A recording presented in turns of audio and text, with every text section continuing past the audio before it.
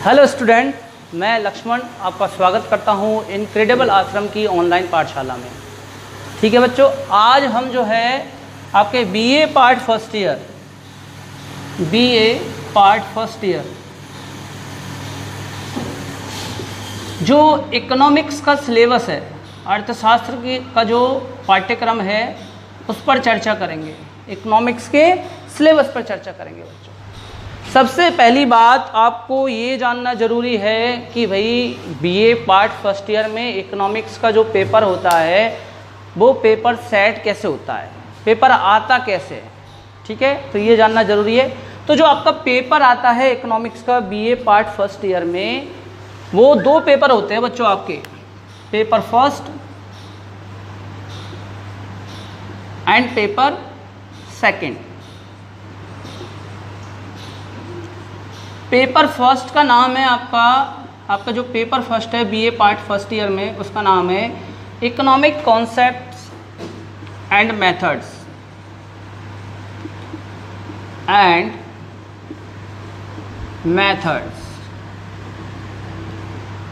आर्थिक अवधारणाएं एवं विधियां। और पेपर सेकंड जो है उसका नाम है इंडियन इकोनॉमी, भारतीय अर्थव्यवस्था।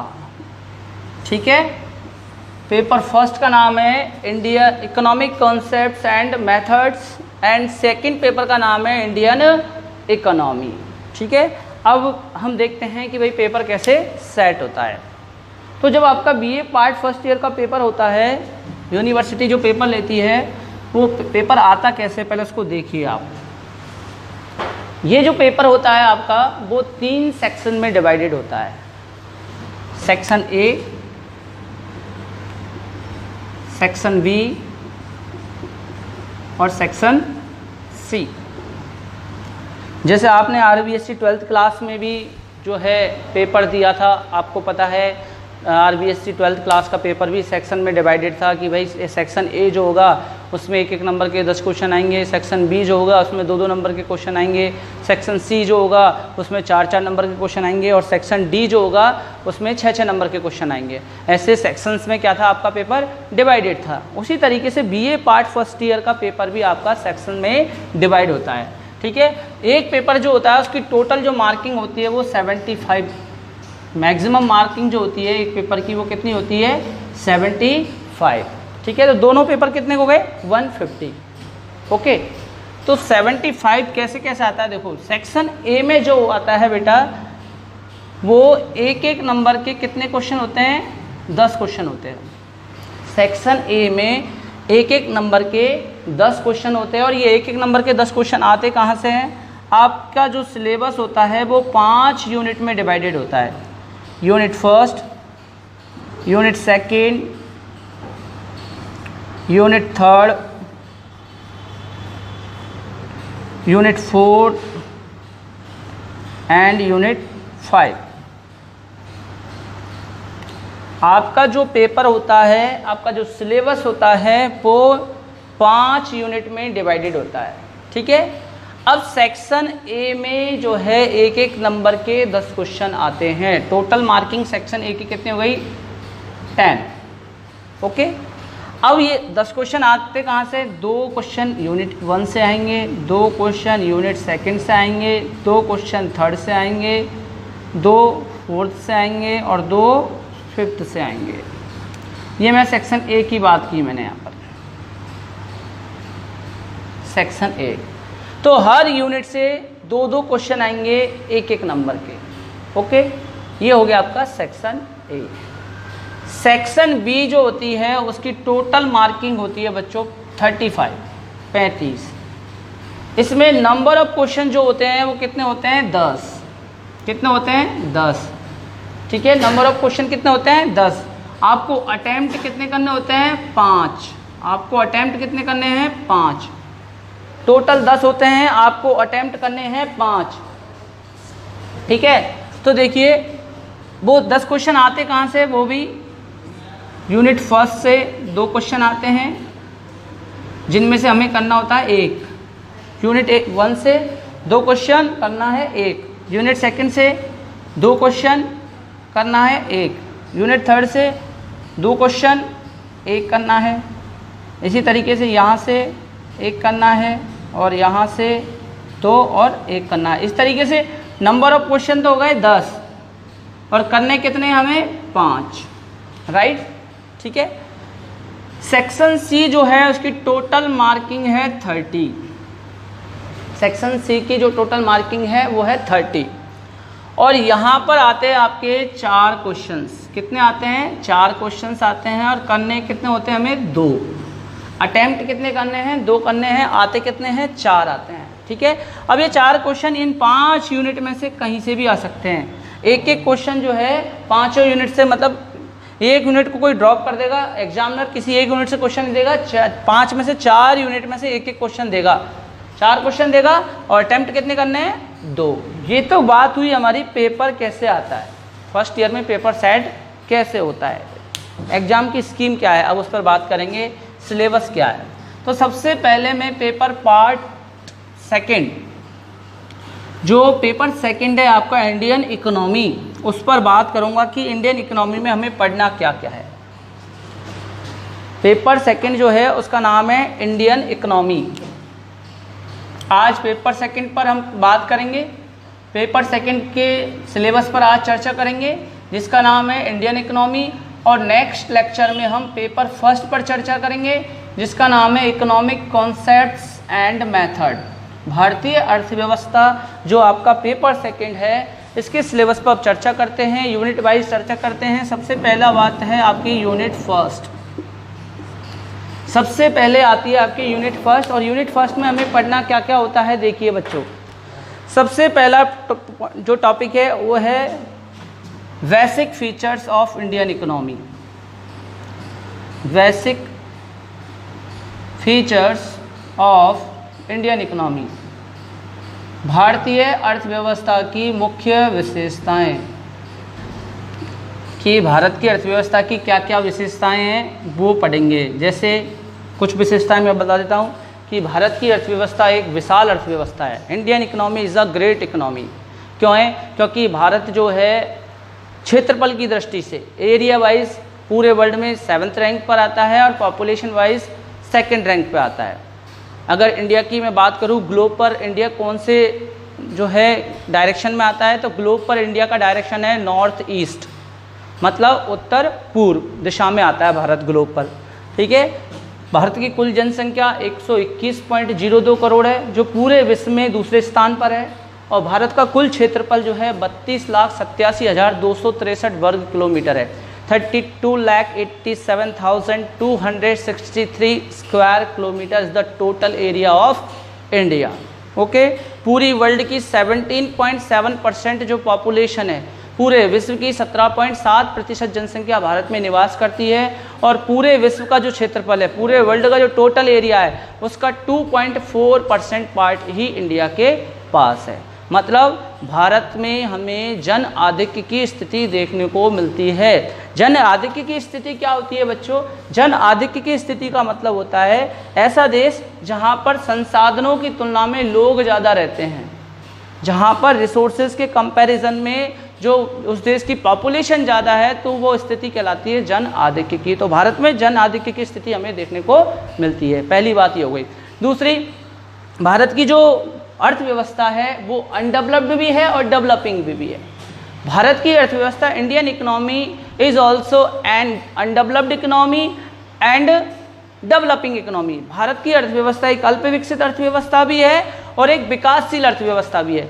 भारत की अर्थव्यवस्था में अल्प विकसित अर्थव्यवस्था होने की विशेषताएं भी देखने को मिलती है और विकासशील अर्थव्यवस्था होने की जो है विशेषताएं भी देखने को मिलती है। अल्प विकसित क्यों है?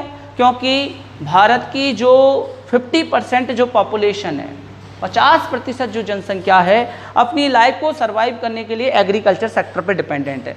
तो ऐसी कंट्री, ऐसी इकोनॉमी जहाँ की मोर देन 50% पॉपुलेशन लाइफ को सर्वाइव करने के लिए एग्रीकल्चर सेक्टर पर डिपेंडेंट है, that economy is known as undeveloped economy. तो ऐसी अर्थव्यवस्था अल्प विकसित अर्थव्यवस्था होती है। भारत में हर तीसरा व्यक्ति गरीब है। भारत में वाइड स्प्रेड अनएम्प्लॉयमेंट देखने को मिलता है, व्यापक रूप में जो है बेरोजगारी देखने को मिलती है। भारत की जो पॉपुलेशन ग्रोथ रेट है वो 2% वार्षिक, एनुअली जो पॉपुलेशन ग्रोथ रेट है वो 2% से ज़्यादा है, 2% है। और ऐसा देश जहाँ की पॉपुलेशन ग्रोथ रेट 2% हो, ऐसा देश अल्प विकसित देश कहलाता है, अनडेवलप्ड इकोनॉमी कहलाती है। तो भारत की जो पॉपुलेशन है, मैंने बताया आपको कि भारत में क्या है बच्चों, भारत में हर साल जो भारत की जनसंख्या बढ़ती है वो 2 करोड़ से ज़्यादा बढ़ती है।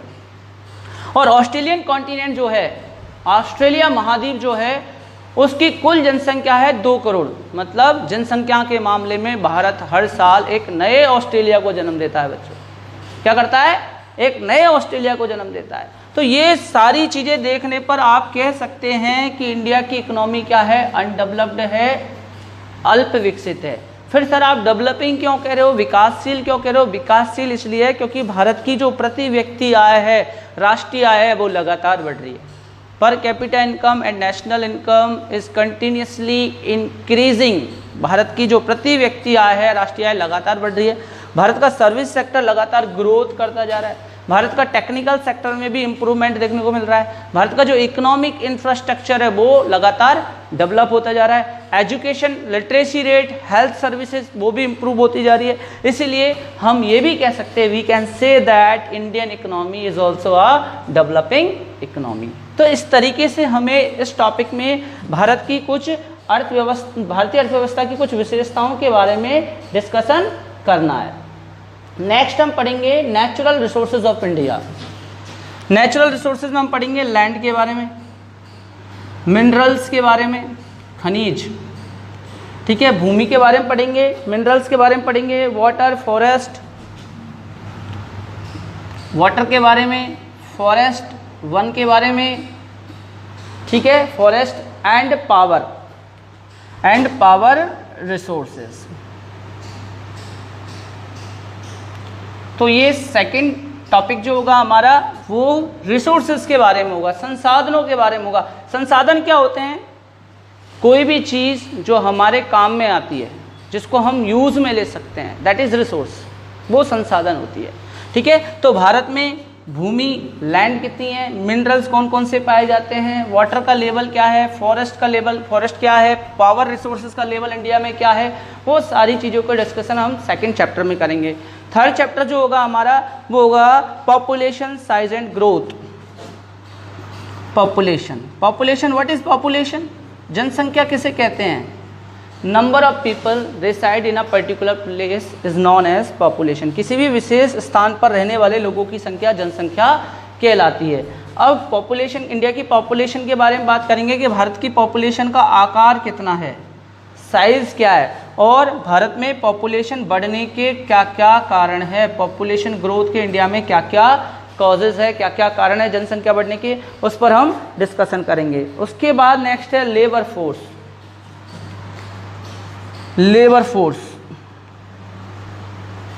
श्रम बल, ठीक है, श्रम बल। लेबर फोर्स क्या होता है?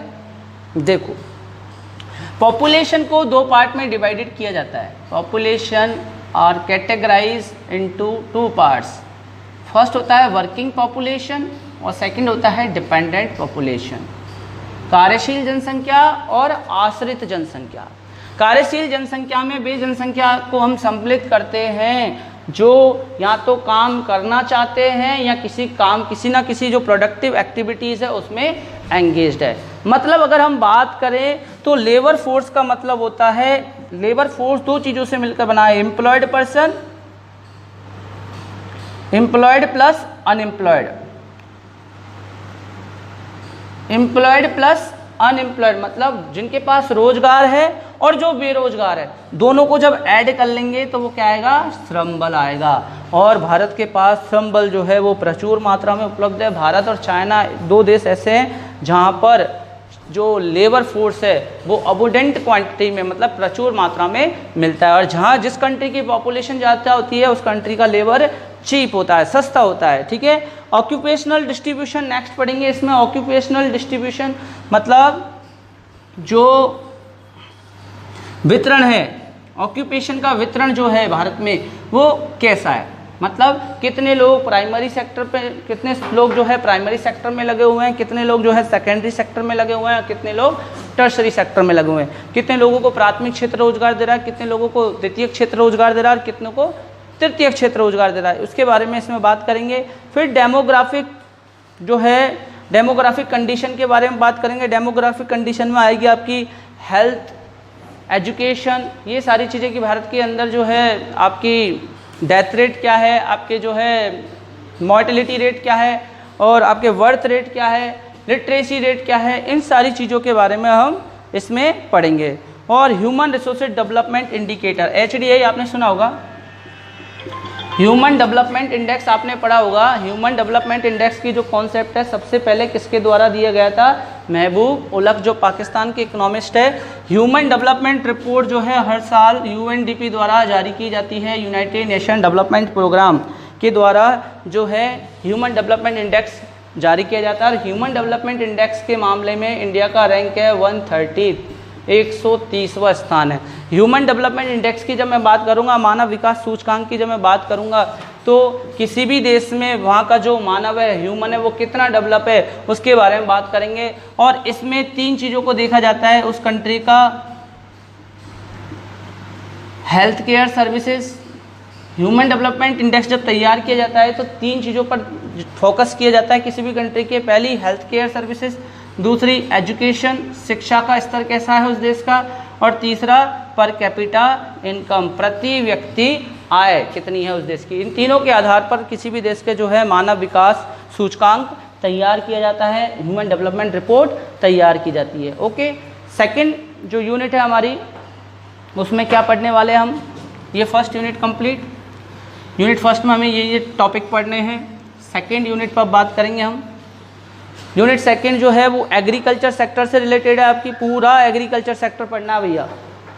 यूनिट सेकंड में क्या पढ़ना है हमें, एग्रीकल्चर सेक्टर और एग्रीकल्चर कृषि क्षेत्र पढ़ना है।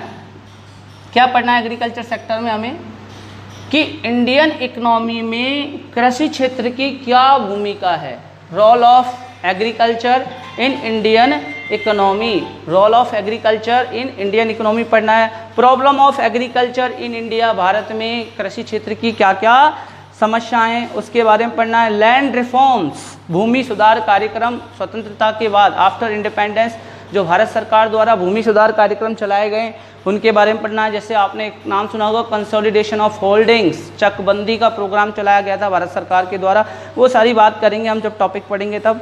Irrigation and in irrigation policy के बारे में पढ़ना है, सिंचाई की जो नीति सरकार द्वारा बनाई गई थी उसके बारे में पढ़ना है। यूज़ ऑफ फर्टिलाइज़र, आप जानते ही हो कि कृषि खेती करते समय जो है केमिकल फर्टिलाइज़र का यूज़ किसान करते हैं, तो उसके एडवांटेजेस क्या है, उसके डिसएडवांटेजेस क्या है। और ऑर्गेनिक फार्मिंग जो नया कॉन्सेप्ट आज निकल के आया है फार्मिंग में, उसके बारे में बात करेंगे। ऑर्गेनिक फार्मिंग के जो इम्पोर्टेंसी क्या है और उसके डिसएडवांटेज क्या है उसके बारे में बात करेंगे। और sources of credit, sources of credit मतलब साख के स्रोत, किसानों को जो ऋण की आवश्यकता होती है, किसानों को इनपुट खरीदने के लिए, मतलब एग्रीकल्चर इनपुट परचेज करने के लिए किसानों को जो लोन की आवश्यकता होती है, ऋण की आवश्यकता जो होती है, वो उनको कहाँ से प्राप्त होता है, कैसे प्राप्त होता है, उसके बारे में सोर्सेज ऑफ क्रेडिट में बात करेंगे। ये 2 तरह के होते हैं, एक तो इंस्टीट्यूशनल होता है संस्थागत ऋण, और एक होता है नॉन इंस्टीट्यूशनल गैर संस्थागत ऋण। संस्थागत ऋण में आपके आते हैं बैंक एवं कोऑपरेटिव सोसाइटी, और गैर संस्थागत में आते हैं आपके जमींदार, महाजन, रिश्तेदार, मित्र, ये सारे नॉन जो है इंस्टीट्यूशनल ऑफ क्रेडिट में आते हैं। उसके बाद minimum support price public distribution system, MSP, न्यूनतम समर्थन कीमत, आपने नाम सुना होगा MSP का, कि फार्मर को एश्योर करने के लिए, किसान को आश्वस्त करने के लिए सरकार जो क्या करती है, रबी और खरीफ की फसल होने से पहले ही उन फसलों का दाम फिक्स कर देती है। ठीक है, कि भाई अगर इतने में कोई नहीं खरीदेगा तो इतने में तो सरकार आपके प्रोडक्ट को खरीदेगी। इससे किसान एश्योर हो जाता है कि भाई कम से कम इतने में तो हमारा प्रोडक्ट बिकेगा ही बिकेगा। ठीक है। तो सरकार द्वारा जो फार्मर के प्रोडक्ट की जो मिनिमम प्राइस जो फिक्स की जाती है वो कहलाती है मिनिमम सपोर्ट प्राइस। तो एग्रीकल्चर सेक्टर में हमें उनकी क्या भूमिका है, भारतीय अर्थव्यवस्था में उनकी क्या क्या समस्याएं, एग्रीकल्चर सेक्टर को जो है क्रेडिट कहाँ से मिलता है, ऑर्गेनिक फार्मिंग क्या होती है, फर्टिलाइज़र का यूज़ करने के जो एग्रीकल्चर में हम फर्टिलाइज़र का यूज़ कर रहे हैं उसका एडवांटेजेस क्या है, डिसएडवांटेजेस क्या है, वो सारी चर्चा जो है हम सेकेंड यूनिट में करेंगे। थर्ड यूनिट आपकी जो आती है, थर्ड यूनिट में हम जो पढ़ने वाले हैं वो इंडस्ट्रियल सेक्टर को पढ़ेंगे, औद्योगिक क्षेत्र को पढ़ेंगे। यूनिट थर्ड में हम किसके बारे में चर्चा करेंगे? यूनिट थर्ड में हम बात करेंगे बच्चों किसकी? इंडस्ट्रियल सेक्टर की। पूरा इंडस्ट्रियल सेक्टर आता है आपके थर्ड यूनिट में डिटेल से। औद्योगिक क्षेत्र, इसको सेकेंडरी सेक्टर भी हम कह सकते हैं, ठीक है ना, क्योंकि आप जानते हो किसी भी इकोनॉमी को 3 सेक्टर में डिवाइडेड किया गया है। प्राइमरी प्राथमिक क्षेत्र, सेकेंडरी द्वितीयक क्षेत्र और टर्शरी तृतीयक क्षेत्र। तो यूनिट थर्ड जो है आपकी वो किससे रिलेटेड है? सेकेंडरी सेक्टर से रिलेटेड है। इसमें हम पढ़ेंगे role of industrial sector in Indian economy, भारतीय अर्थव्यवस्था में औद्योगिक क्षेत्र की भूमिका, ठीक है ना। उसके बाद हम पढ़ेंगे इसके बाद हम चैलेंजेस, मतलब क्या क्या इंडस्ट्रियल सेक्टर के सामने क्या क्या चुनौतियां हैं, भारतीय अर्थव्यवस्था में उद्योगों के सामने क्या क्या चुनौतियां हैं उसके बारे में बात करेंगे इसमें। फिर हम बात करेंगे एमएसएमई पर, micro small and medium enterprises, सूक्ष्म लघु एवं मध्यम उद्योगों के बारे में बात करेंगे। उसके बाद हम बात करेंगे private sector, public and private sector industries, public and private sector industries. आप जानते ही हो पब्लिक सेक्टर इंडस्ट्रीज जिसको कौन रन कर रहा है? गवर्नमेंट, और जिसको प्राइवेट इंडिविजुअल रन कर रहा है वो होती है आपकी प्राइवेट सेक्टर इंडस्ट्रीज़। तो यहाँ पर public and private sector industries की बात करेंगे कि निजी क्षेत्र में कौन कौन सी इंडस्ट्रीज आती है और सार्वजनिक क्षेत्र में कौन कौन से उद्योग आते हैं। उसके बाद हम बात करेंगे इंडस्ट्रियल फाइनेंस मतलब उद्योगों को जो ऋण की आवश्यकता होती है, उद्योगों को चलाने के लिए जो वित्त की आवश्यकता होती है, वो वित्त की आवश्यकता उद्योगिक कहाँ से पूरा करते हैं उसके बारे में बात करेंगे। Role of financial institution and commercial bank, उद्योगों को वित्त उपलब्ध करवाने में फाइनेंशियल इंस्टीट्यूशन और जो व्यापारिक बैंक है उनकी क्या भूमिका है उसके बारे में चर्चा करेंगे। और रिसेंट इंडस्ट्रियल पॉलिसी की मैं बात करूँ तो अब तक जो है 6 इंडस्ट्रियल पॉलिसी भारत सरकार द्वारा अनाउंस की जा चुकी है।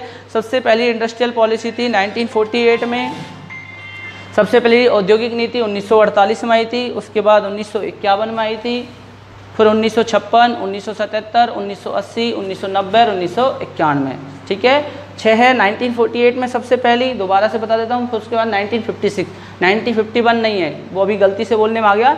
सबसे पहली है 1948, फिर 1956, फिर 1977, 80, 90 और new economic policy, new industrial policy है 1991। ओके, तो ये जो इंडस्ट्रियल पॉलिसीज़ आई थी इंडिया में, उन इंडस्ट्रियल पॉलिसीज़ के बारे में हम चर्चा करेंगे। उसके बाद यूनिट 4 जो है वो पूरा आपका डिपेंड करता है। यूनिट 4 जो आती है उसमें आता है न्यू इकोनॉमिक पॉलिसी। यूनिट 4 में आती है न्यू इकोनॉमिक पॉलिसी, नई आर्थिक नीति। तो न्यू इकोनॉमिक पॉलिसी जो है उसके बारे में बात करेंगे। नई आर्थिक नीति जो आई थी वो कब आई थी? 24 जुलाई 1991 में। 24 जुलाई 1991 में जो न्यू इकोनॉमिक पॉलिसी आई थी, जिसको LPG पॉलिसी भी कहते हैं, liberalisation, privatisation and globalisation policy भी कहते हैं, जिसे इकोनॉमिक रिफॉर्म्स के नाम से भी जाना जाता है, भारत में आर्थिक सुधार के नाम से भी जाना जाता है। और ये जो पॉलिसी लेकर आए थे वो कौन लेकर आए थे?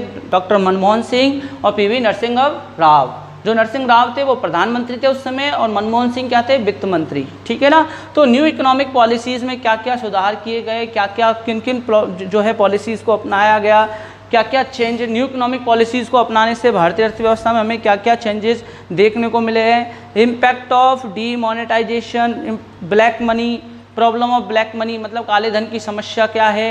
काला धन जानते हो किसे कहते हैं? ऐसा धन जिस पर कर का दायित्व बनता है लेकिन आपने कर नहीं चुकाया है, वो कहलाता है काला धन। डीमोनेटाइजेशन जो अभी अभी 8 नवंबर 2016 को हुआ था, भारत के प्रधानमंत्री माननीय नरेंद्र मोदी द्वारा जो विमुद्रीकरण किया गया था, जिसमें आप जानते हो 500 और 1000 रुपये के जो पुराने नोट थे उनको चलन से बाहर कर दिया और उनकी जगह नई करेंसी जारी कर दी। तो डीमोनेटाइजेशन का क्या प्रभाव पड़ा है। और डिजिटलाइजेशन ऑफ पेमेंट, आप जानते ही हो आजकल जितने भी भुगतान हो रहे हैं वो डिजिटल वे में हो रहे हैं, जैसे आप फ़ोन पे, पेटीएम, उनके माध्यम से पेमेंट करते हो। तो इसका भारतीय अर्थव्यवस्था पर क्या प्रभाव पड़ा है उसके बारे में बात करेंगे। भारत के विदेशी व्यापार के बारे में बात करेंगे कि भारत का विदेशी व्यापार किन किन चीज़ों से मिलकर बना है, किन किन कंट्रीज़ को इंडिया एक्सपोर्ट करता है, किन किन कंट्रीज़ को इंडिया इंपोर्ट करता है, उसके बारे में बात करेंगे। और न्यू जो फॉरेन ट्रेड पॉलिसी 2020 जो इंडिया ने बनाई थी वो उसके बारे में डिस्कशन करेंगे।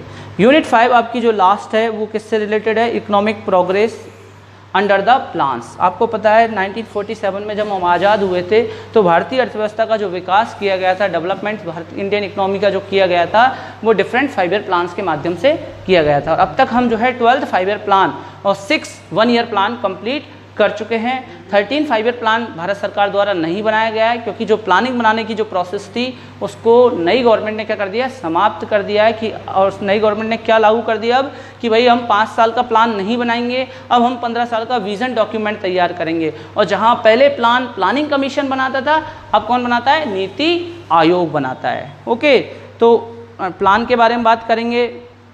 नीति आयोग के बारे में बात करेंगे। नेशनल इंस्टीट्यूशन ट्रांसफॉर्मिंग इंडिया, आप जानते हो 1 जनवरी 2015 को ऑनरेबल प्राइम मिनिस्टर के द्वारा जो हमारे प्लानिंग कमीशन हुआ करता था, जो इंडिया में प्लान बनाने का काम करता था, उसकी जगह नीति आयोग को एस्टैब्लिश कर दिया गया है भारत में।